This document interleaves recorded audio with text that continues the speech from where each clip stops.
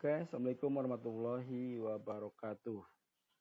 Selamat datang di pembelajaran SHP PP Modul dengan saya Ahmad Yusuf Arif ya. Untuk Anda yang ingin mempelajari SHP PP Modul, saya sudah sediakan situs di shapindonesia.net ya.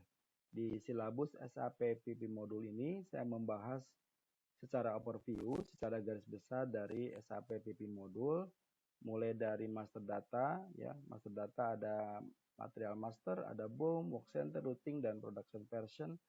Ada juga tentang proses planning proses itu seperti apa, baik itu pada make to stock planning, MTS ataupun MTO, make to order, kemudian MRP ya. MRP itu prosesnya seperti apa, kemudian cara menjalankan MRP itu pakai apa, tiketnya, kemudian faktor-faktor apa saja yang mempengaruhi proses MRP. Kemudian cycle of production ya. Ini sehari-harinya tim produksi melakukan proses namanya production order execution, di mana mereka itu akan melakukan proses production order creation, membuat order, kemudian merilis, kemudian capacity planning, cek dari capacity planning, berikut juga mengecek pada available capacity ya. Kemudian scheduling ya, pembahasan tentang scheduling itu seperti apa, scheduling backward, forward, dan current gitu, current date. Kemudian good issue of komponen ya. Good issue berarti material staging pada saat dropping material komponen dan raw mat untuk untuk konsum finish product. Kemudian ordernya di confirmation.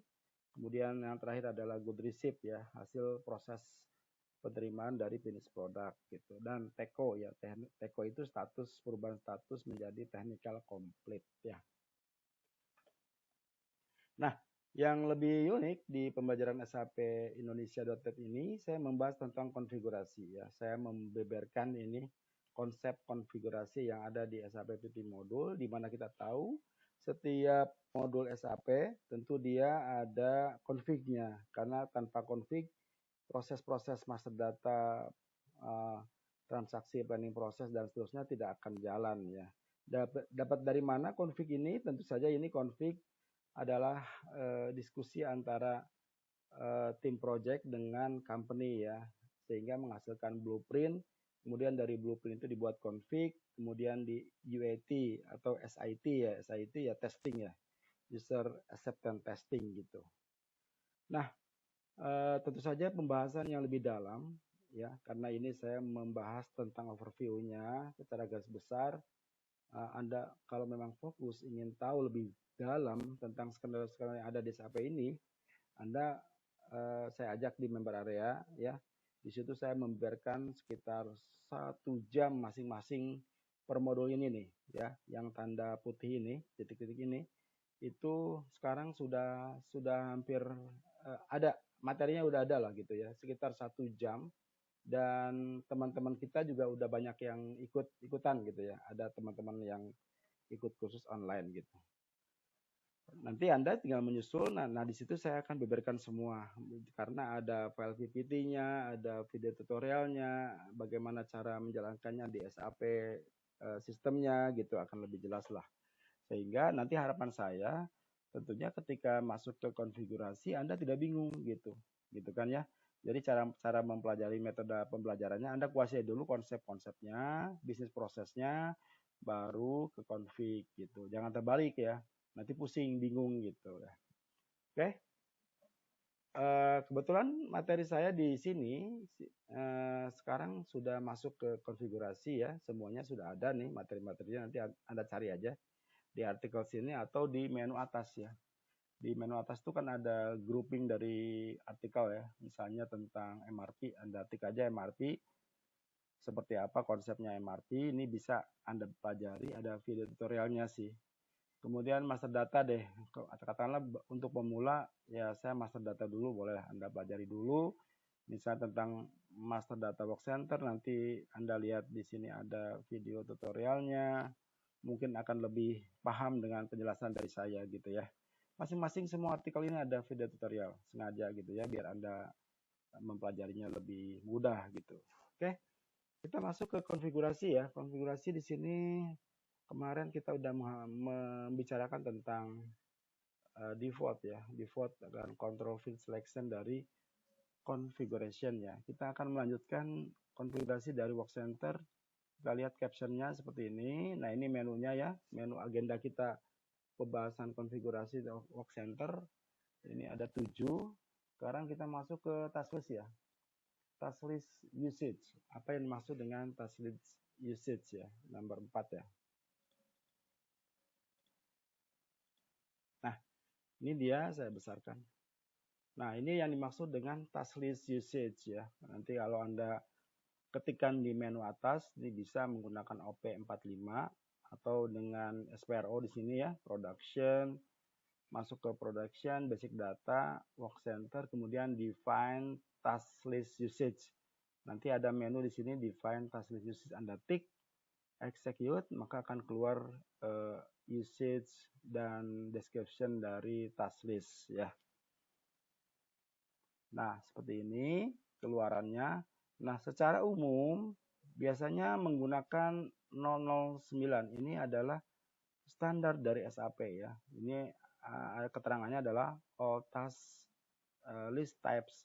Jadi semua dimasukkan di sini gitu. Walaupun Anda tidak menutup kemungkinan bikin baru atau Anda menggunakan yang ada, itu tidak masalah sih ya.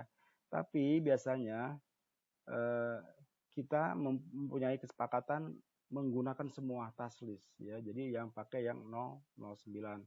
Jadi kalau Anda nanti highlight di sini di kotak ini yang dekat 009, sorry. Kemudian Anda highlight, nanti Anda klik 2 kali yang task list type, maka munculnya seperti ini ya. Akan muncul seperti ini dia usage-nya 09, all task list types gitu kan. Di sini tipenya ada macam-macam ya. Untuk yang production order itu adalah menggunakan task list-nya itu N ya. Routing ya. Dia pakai routing dan kode task list type-nya TL type ya. N. Ini harus hafal nih gitu. Soalnya nanti bakal kepake di mana-mana. Kemudian kalau untuk proses order itu biasanya 2 ya. Ini angka 2 di sini ada 2 untuk resource yang proses order ya. Yang lain-lainnya itu tidak, abaikan aja. Yang penting Anda menggunakan ini kalau untuk di production order ini harus ada nih N ini gitu ya. Kalau misalnya Anda menggunakan yang lain kata 005, oke nggak masalah, tapi N ini harus masuk ya. Tipe N ini harus masuk. Makanya untuk lebih aman gunakan yang semua aja deh. 009 itu ya. Lanjut. Sorry. Ini yang kelima adalah standar value key. Nah, ini apa yang dimaksud dengan standar value key? Atau nanti Anda bisa ketikkan OP19 gitu ya. Di SPRO Anda lihat di production, basic data, Workcenter, kemudian di general data, masuk ke standar value key, masuk lagi ke dalam. Nah, di sini ada 2 nih. Define standar value key. Nah, ini dia define standar value key ya. Dimana kalau Anda execute, maka akan muncul standar value key yang seperti ini. Contoh misalnya di sini sub 1. Artinya adalah normal production ya. Jadi kodenya saya membuat apa aja sebenarnya sih kodenya. Saya contoh ini aja ya. Sub 1 gitu ya. Nah, sub 1 Anda highlight di sini, kotak ini highlight, kemudian Anda tik 2 kali di kolom standar, di kode standarnya ini, standar value key, maka nanti akan keluar seperti ini ya. Nah, parameternya adalah atau keyword, biasa disebut keyword atau parameter lah ya. Ini ada sub 01 itu artinya setup, sub 02 mesin, sub 03 labor. Itu konfigurasinya seperti itu. Penerapannya di T-Code Workcenter seperti ini. Nah, ya. Standar value key nanti Anda masuk ke CS, ini saya kurang lengkap deh. Di CR01, CR02 atau CR03. Nah, di sini standar value key ya, basic data. Ini kan Workcenter nih. Ini kan T-Code-nya Workcenter. Ada basic data, kemudian di sini ada standar value key. Yang ini ya. Nah, ini kalau Anda tik ini keluarannya seperti ini. Nah, makanya saya mengasumsikan saya pakai yang sub 01 itu yang normal production. Nah, nanti kalau pakai yang sub 01, maka akan keluaran ininya. Setup, mesin, labor. Akan keluar seperti itu. Di mana? Di sini, setup ya. Kalau ini kan belum dimasukin. Setup, mesin, labor, downtime. Ini kalau ada beda gini berarti bukan sub 01, berarti ada 4 ya. Kalau saya kan tadi ada 3 ya. Saya pakai setup, pakai mesin, pakai labor, itu keywordnya atau activity-nya itu ya. Jadi standar value key Anda harus betul-betul tahu karena ini bakal menjadi suatu urgensi di dalam work center. Harus paham betul standar value key itu. Dimana di sekilas saya bahas bahwa standar value key itu adalah activity ya, activity yang ada pada kalau di sini kategori work center kategorinya 001, berarti ini pada mesin ya, pada mesin. Ini grupnya grup mesin. Jadi standar value key-nya dia ada setup, ada mesin, ada labor atau activity atau keyword lah istilahnya, boleh Anda gimana aja yang menyebutnya. Oke, kalau accounting biasanya nyebutnya activity, kalau kita menyebutnya parameter atau keyword ya. Jadi ada setup, mesin, labor, downtime. Bisa jadi standar value key yang lain nggak selengkap ini. Bisa jadi misalnya hanya manusianya aja. Pengerjaan itu pengerjaan packing lah. Di sini work center kategorinya misalnya packing. Nah, itu labor atau labor lah. Labor berarti ya di sininya standar value key-nya labor aja gitu. Oke ya. Kita lanjut. Satu lagi ini apa? Define parameter. Define parameter. Jadi tadi kita waktu bikin standar value key, kalau saya mundur dulu sebentar. Nah, ini waktu kita bikin define standar value key kan di atasnya ada define parameter. Nah, define parameter itu adalah membuat parameter yang ini sub garis bawah 01, sub garis bawah 02. Gitu. Jadi kalau kita lihat di caption ini, nah, jadi define parameter itu tadi itu sub 01 itu setup, sub 02 mesin, sub 03 labor. Ini adalah keyword atau parameter atau activity ya, terserah Anda menyebutnya apa. Ini kalau kita klik 2 kali untuk sub 01 ya, nah tampilannya seperti ini dia. Ada informasi ini keywordnya setup, dimensionnya time, ininya standar value unitnya min. Ini standar ya. Jadi kalau ini maksudnya setup ya. Setup itu kan nggak sampai jam-jaman, biasa sih menit gitu ya. 30 menit, 60 menit. Makanya di sini dibuat min. Nanti pada saat coba selanjutnya. Pada saat Anda mau pakai di sini, nah di setup ini nanti satuan setupnya itu bisa jam gitu ya. Balik lagi. Nah, bisa jam, bisa menit ya. Kalau setup biasa kan menit, nggak mungkin jam-jaman. Mungkin juga sih kalau ada. Sedangkan kalau mesin itu kan bisa jam. Ya coba kalau saya nggak bisa buka nih. Kalau mesin mungkin di sininya hours gitu ya. Jadi ini adalah pengaturan tadi dari parameter atau activity atau